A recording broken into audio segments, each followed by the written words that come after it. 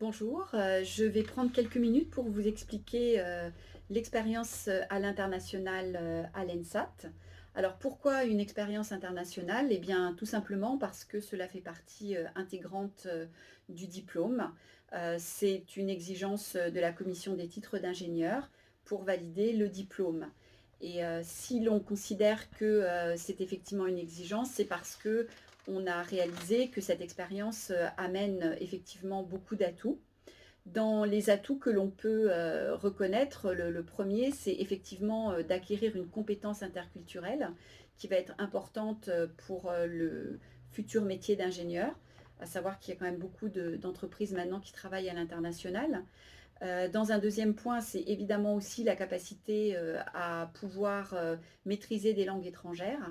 Et particulièrement ici à l'ENSAT, les étudiants ont la possibilité d'étudier des langues telles que le japonais, le chinois, l'allemand ou bien encore l'espagnol, en plus de l'anglais évidemment, de façon à pouvoir leur donner la possibilité de pouvoir partir à l'étranger. C'est aussi l'occasion de l'expérience internationale de pouvoir valoriser son CV, puisqu'on sait que sur le marché de l'emploi, ce sont des compétences qui sont reconnues. Et puis, c'est très souvent aussi la possibilité pour les étudiants de gagner en autonomie et aussi en confiance en soi. Alors, il y a différentes possibilités pour pouvoir valider cette expérience qui actuellement est de 12 semaines à l'ENSAT. La première des possibilités, c'est de partir faire un semestre académique dans l'une de nos universités partenaires. Nous avons actuellement une trentaine d'universités partenaires qui sont réparties en Europe et hors Europe, hein, que ce soit par exemple au Japon, en Chine, en Inde. Et donc, lors de ce semestre, les étudiants vont donc effectuer un semestre d'études. Et ce semestre d'études va donner lieu à une convention avec des crédits qui sont donc rajoutés au diplôme de l'étudiant. En majorité, ces semestres ne donnent pas un double diplôme. Les doubles diplômes existent aussi. Nous en avons deux autres qui sont donc particulièrement au Canada et puis au Vietnam actuellement avec Laval ou bien l'USTH. Autrement, le semestre donne lieu simplement à un certificat de semestre à l'étranger. Et puis, il y a donc aussi la possibilité de faire un stage à l'étranger.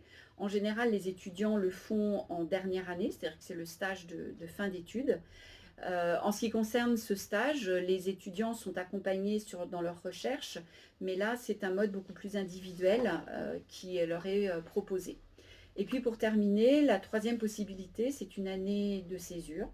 Et cette année, donc, est aussi au niveau du cursus de l'étudiant, soit en première année ou soit en deuxième année. Le choix est laissé, effectivement, en fonction du projet.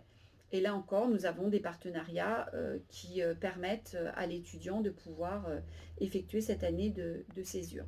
Donc tous les étudiants de l'ANSAT sont accompagnés par le Bureau des relations internationales, ce qui leur permet d'avoir un accompagnement administratif dans un premier temps. Et puis il y a un accompagnement financier qui se fait au niveau de l'université de Rennes avec des bourses qui sont donc allouées aux étudiants pendant leur expérience.